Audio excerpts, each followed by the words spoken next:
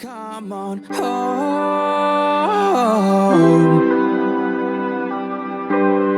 home to me, and I will hold you in my arms, and joyful be.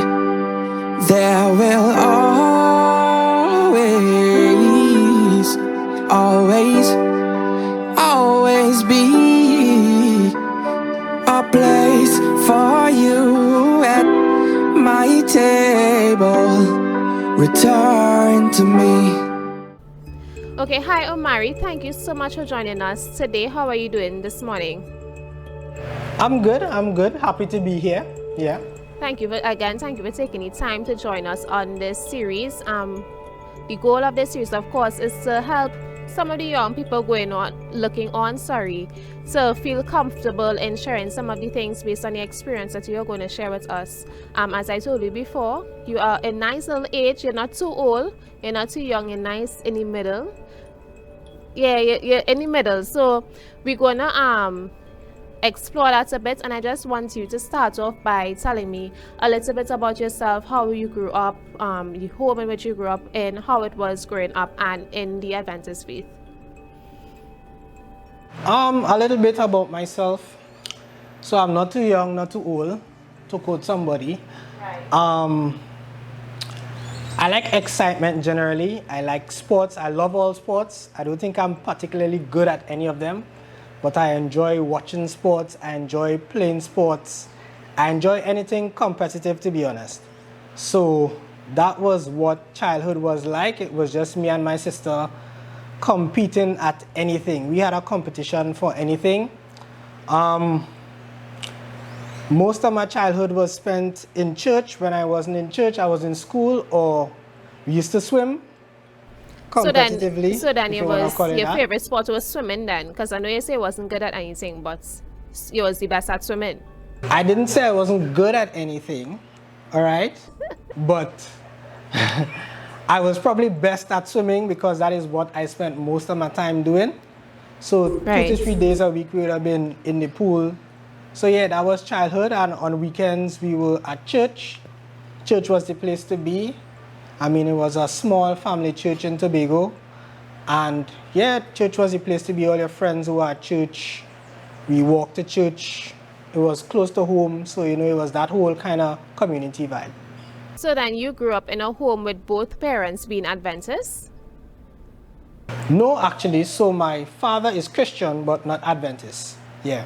So how was that growing up with the person who is supposed to be the priest of the home, the person who is considered to kind of protect and be that person in charge of bringing the family together every Sabbath, him not being Adventist? How was that growing up for you and your sister? Well, you can't miss what you never had. So to us, it was normal because we hadn't known anything else. So for us, it was just he would drop us to church on Sabbath. We would do our thing. We would come home, and food would be there because he liked to cook, so he will cook on Saturday. Right. And, it was normal for us. It wasn't strange. I mean, sometimes Friday evening might be a bit tricky because he would be watching sports or something that I might be interested in. And, if you go out by the TV to, take a peep, you'll get the eye from mommy or stuff like that. But it was normal for us because that was what we knew. So I would say, yeah, it was fine. Well, that's good. Not that I'm encouraging that. I find it very interesting that especially on Sabbath, because I can say for myself as well, the rest of my family is not Adventist. So it can be very easy to get distracted on Friday evenings because everybody be in the living room watching TV. I might have to be in the room trying, not to get distracted by the worldly things. And I must say, in regards to your mom, how she having to make sure that both you and your sister wasn't, you all didn't get distracted on Friday nights or Friday evenings. I think that's very commendable to your mom as well. But I want to ask you, how come Or was there any time where, because your father was not Adventist, was there any time where you felt that you kind of drifted away from the Adventist faith or from the church a little bit? No, I wouldn't say that. And just to get back to your Friday night question, we were in the youth choir, the church choir. So Friday night was choir practice. So most times you wouldn't be home on a Friday evening anyhow, because you would go to choir practice at like 7 o'clock and not come back till after 11, because, you know, that was just fun and the place to be. So it really wasn't a challenge for us. No, to your second question, Christianity and Adventism worked for me. It had all the answers to the questions I had. So there was never any inclination to leave per se, because in my view as a child, being Adventist didn't preclude me from doing anything. Yeah, we did everything everybody else did. You might miss out on a school fair on Saturday. Right. But that was about it. So that I didn't have any problem being Adventist or being Christian. You just know that you stood for a certain set of values, and we understood what these values were meant to provide. It was meant to provide stability, it was meant to provide safety, and that was something that we experienced, so we didn't have any reason to question it, if you understand what I'm saying. Okay, yeah, understood. In regards to, again, from what I gather from your story, you clearly chose, even though you grew up in the Adventist faith, I would say that you chose Adventist, because I mean you could have chosen not to be Adventist. You could have chosen to take a different route growing up based on being able to be exposed to different aspects of on two different spectrums of religion, I would say, right? I want you to tell me if there was any time at all, or I want you to get a little more personal with me, was there, and to share with the young persons looking on, right? A time that you would have struggled really, really badly in keeping your faith, and probably at a time you felt that, God, I'm not too sure about this, you know. And I want you to share with us the experience and how it came out of that troubling time or the trial that you were going through. Okay. I don't want to disappoint you, but to say I had a struggle, I really never experienced that. And I want to say that is not that I had a perfect life, but God and I were close. And I had many questions. I had a lot of questions. Questions normal young people have. And I used to take these questions to God, and thank God for my mother and other figures in the church who used to take the time to answer the questions that young people had. So my church was I would say a very liberal Seventh-day Adventist church. So it was a place where young people could say what they feel and challenge things, and people will sit down and give you personal answers in terms of their own lives, and also answers from the Bible. So one of the things I struggled with, if you want to use that term, was whether or not God really wanted the best for my life. Like, you know, heaven was the place to be after this life, but what about now? So would I be able to enjoy life here now as a Christian?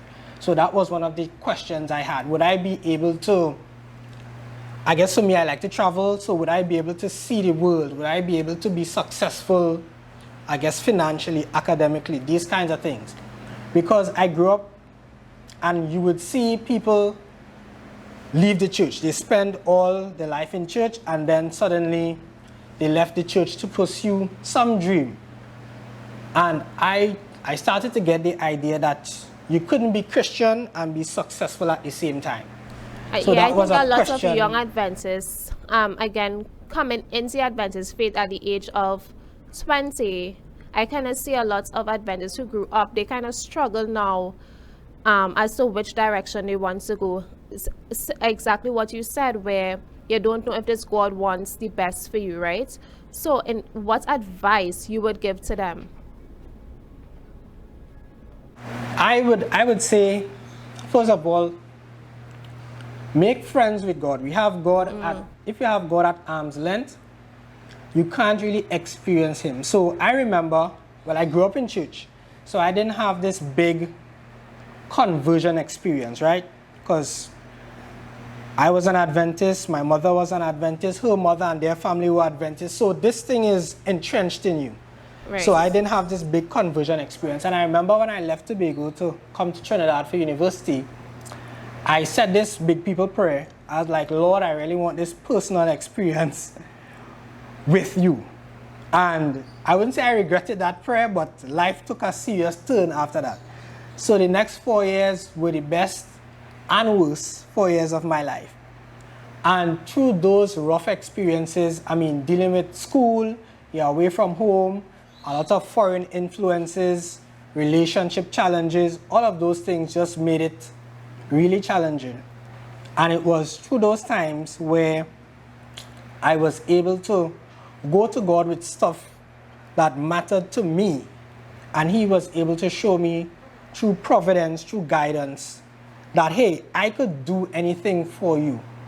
You don't have to go outside of my will to get the things that you see everybody else getting. So if it's a house and a car you're interested in, I could give you that.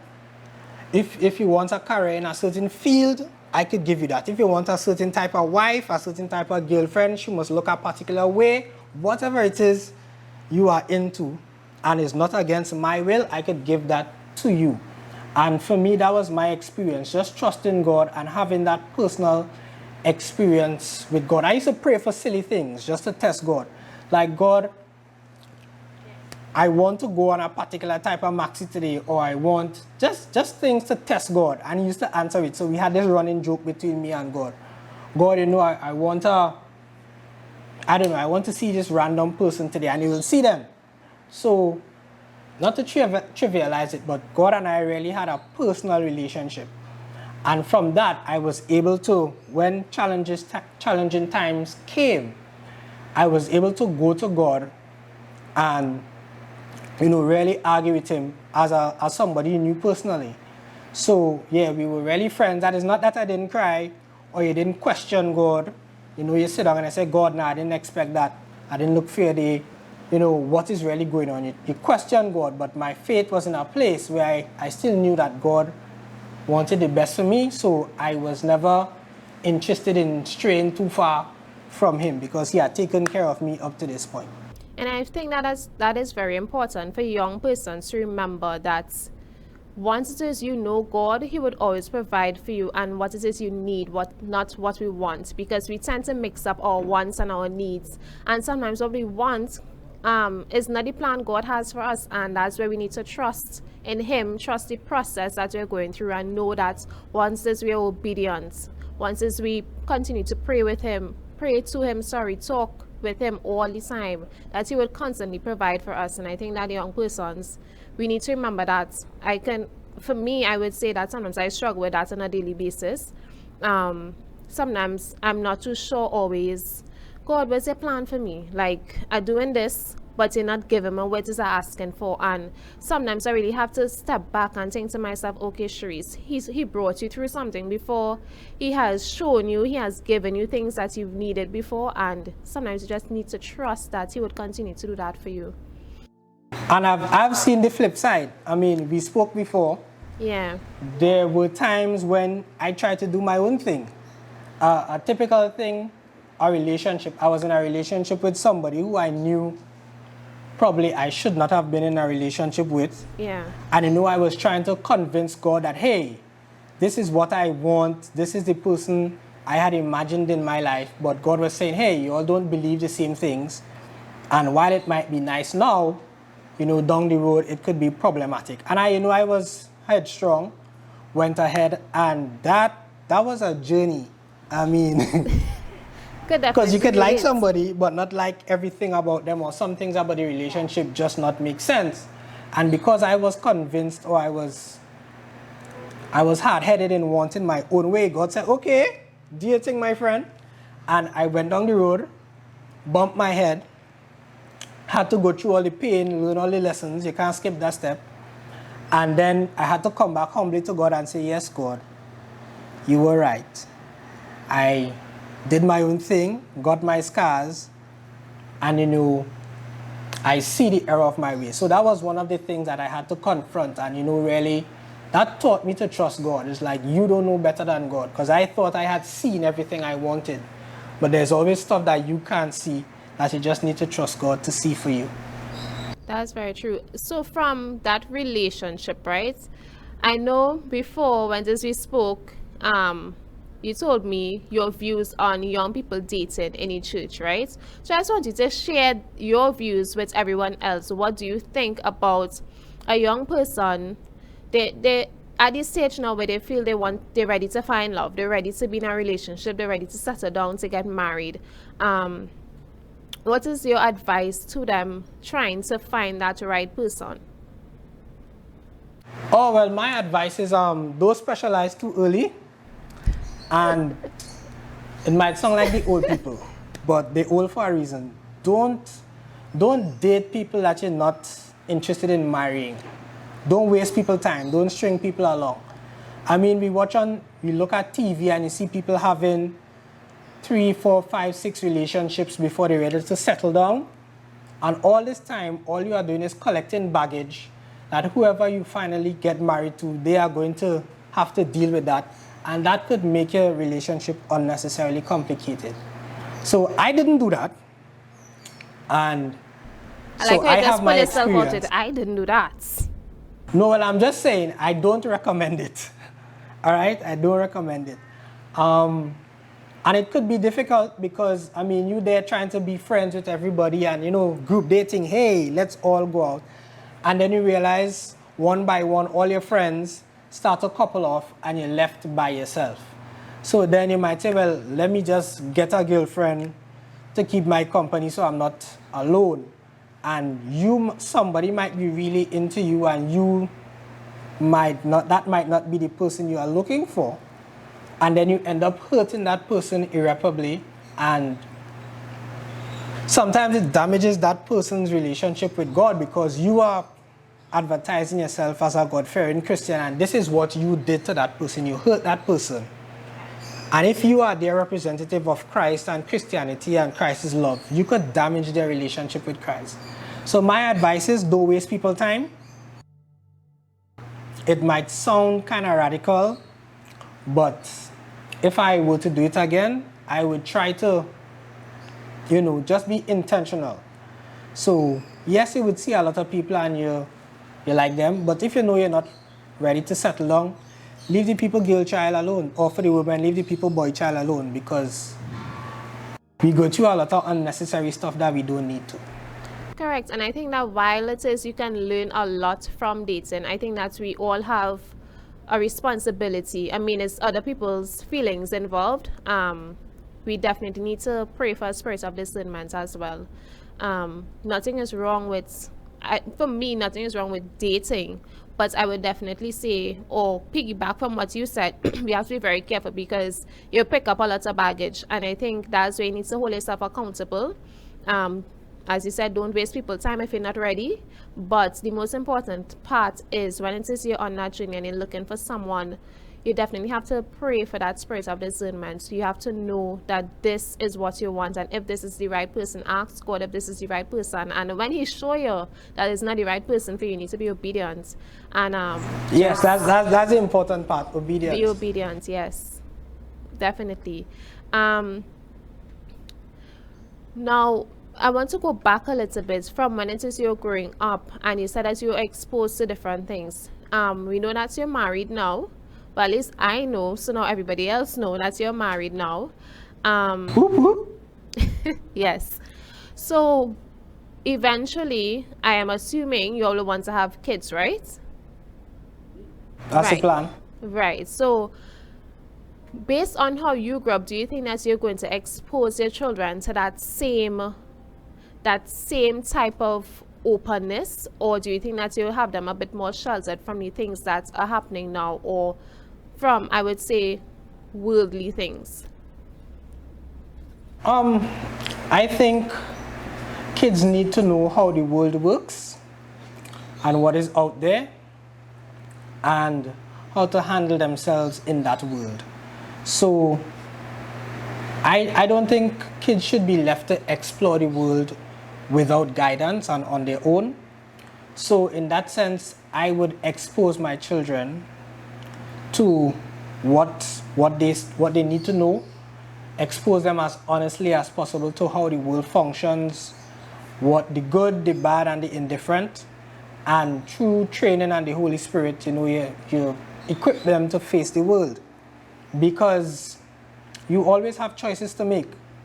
And the more information you have, the better choice you're likely to make. So that would be my approach. I mean, for me, I did not grow up in a Seventh-day Adventist bubble, as some people may grow up in.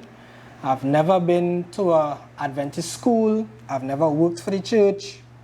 So I always needed to have that ability to stand on my own. Just last night, Ashan and I were talking about that.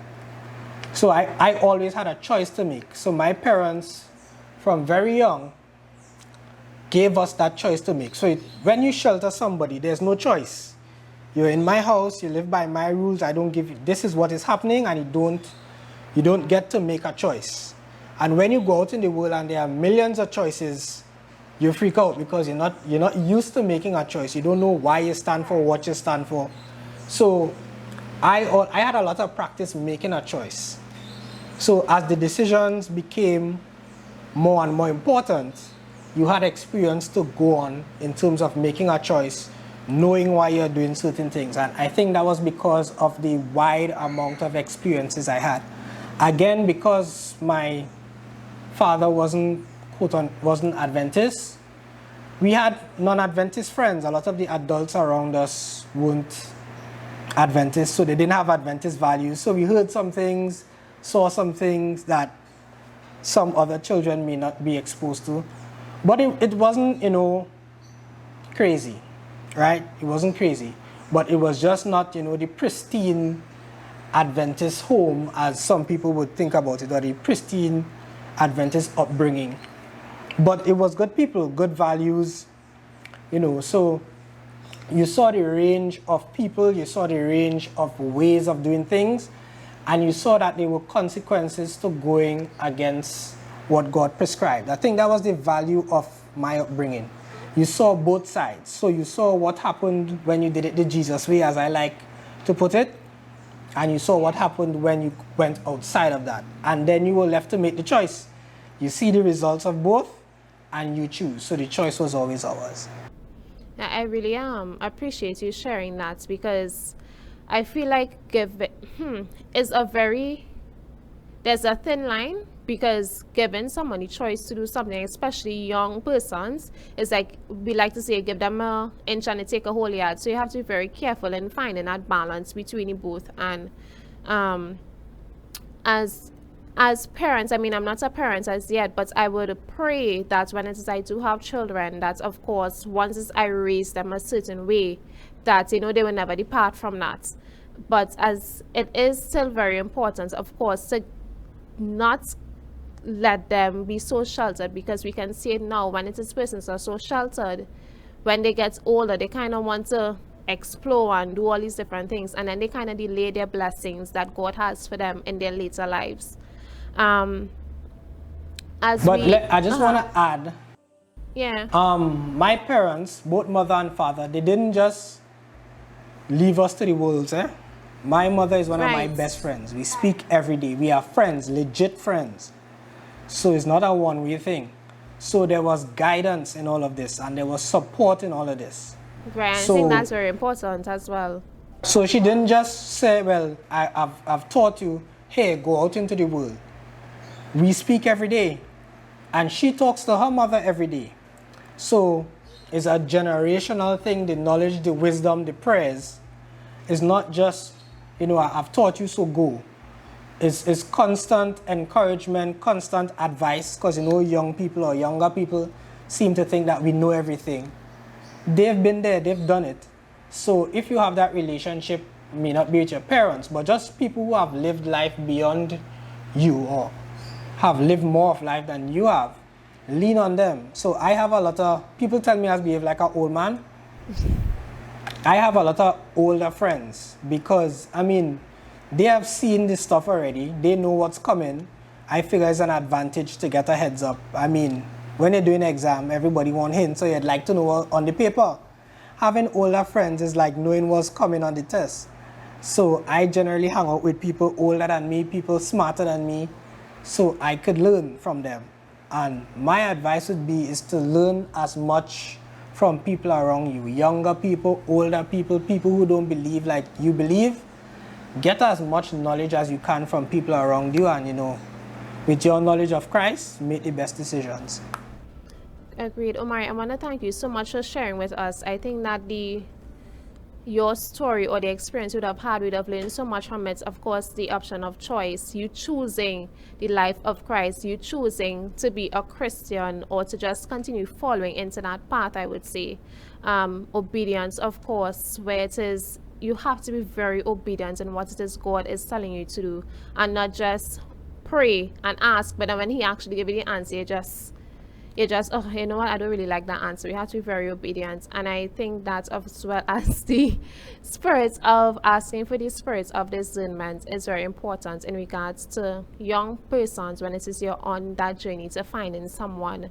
I think that the spirit of discernment is very important. Do you have anything else that you would like to share with us before we move on into the next segment? I just like to encourage persons, young and old, to trust God. I know it might sound cliche, but God really has your best interest at heart, and he's not trying to cramp your style. So tell him what you want, that's fine, but also just understand that if he says no, it's for a reason, but God really wants you to live your best life. So if you trust him, he will give you that best life that you want. Don't try to achieve it outside of his will.